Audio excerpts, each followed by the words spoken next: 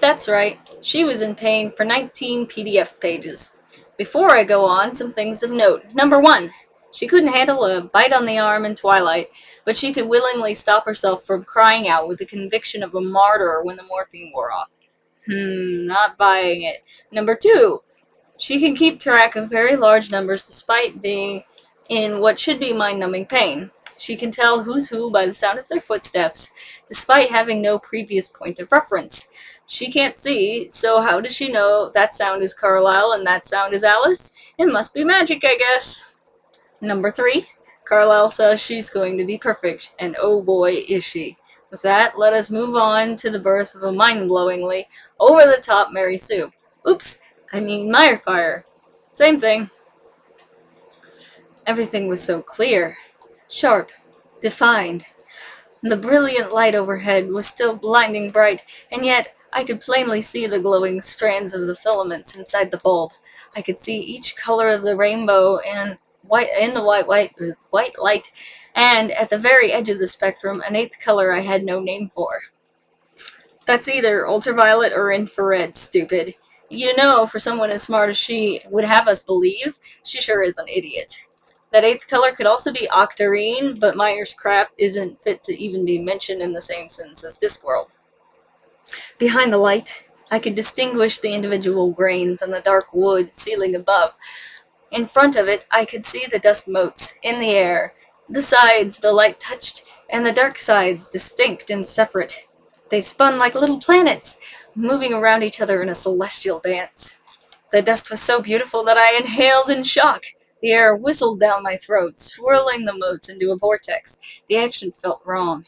I considered and realized the problem was that there was no relief tied to the action. I didn't need the air. My lungs weren't waiting for it. They reacted indifferently to the influx. I did not need the air, but I liked it. In it, I could taste the room around me, taste the lovely dust motes, the mix of the stagnant air, mingling with the flow of slightly cooler air from the open door. Taste a lush whiff of silk. Bleh. Taste a faint hint of something warm and desirable, something that should be moist but wasn't. The smell made my throat burn dryly. A faint echo of the venom burn, though the scent was tainted by the bite of chlorine and ammonia. And most of all, I could taste an almost honey and lilac and sun-flavored scent that was the strongest thing, the closest thing to me. I heard the sound of the others breathing again now that I did. Their breath mixed with the scent that was something just off of honey and lilac and sunshine, bringing in new flavors: cinnamon, hyacinth, pear, seawater, rising bread, pine, vanilla, leather, apple, moss, lavender, chocolate. I tried a dozen different comparisons in my mind, but none of them fit exactly. So sweet and pleasant. The TV downstairs had been muted, and I heard someone, Rosalie, shift her weight on the first floor. Snip. I didn't realize someone was holding my hand until whoever it was squeezed it lightly, like it had before. To hide the pain, my body locked down again in surprise. This was not a touch I expected. The skin was perfectly smooth, but it was the wrong temperature, not cold. After that first frozen second of shock, my body responded to the unfamiliar touch in a way that shocked me even more. Air hissed up my throat, spitting through my clenched teeth with a low, menacing sound like a swarm of bees. Before the sound was out, my muscles bunched and arched, twisting away from the unknown. I flipped off my back in a spin so fast it should have turned the room into an incomprehensible blur, but it did not.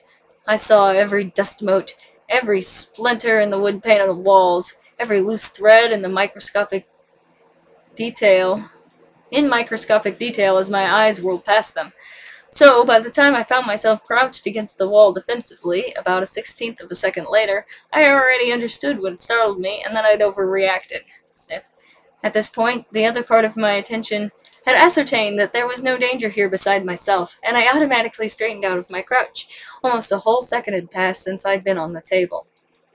I was momentarily preoccupied by the way my body moved. The instant I'd considered standing erect, I was already straight. There was no brief fragment of time in which the action occurred. The change was instantaneous, almost as though there was no movement at all.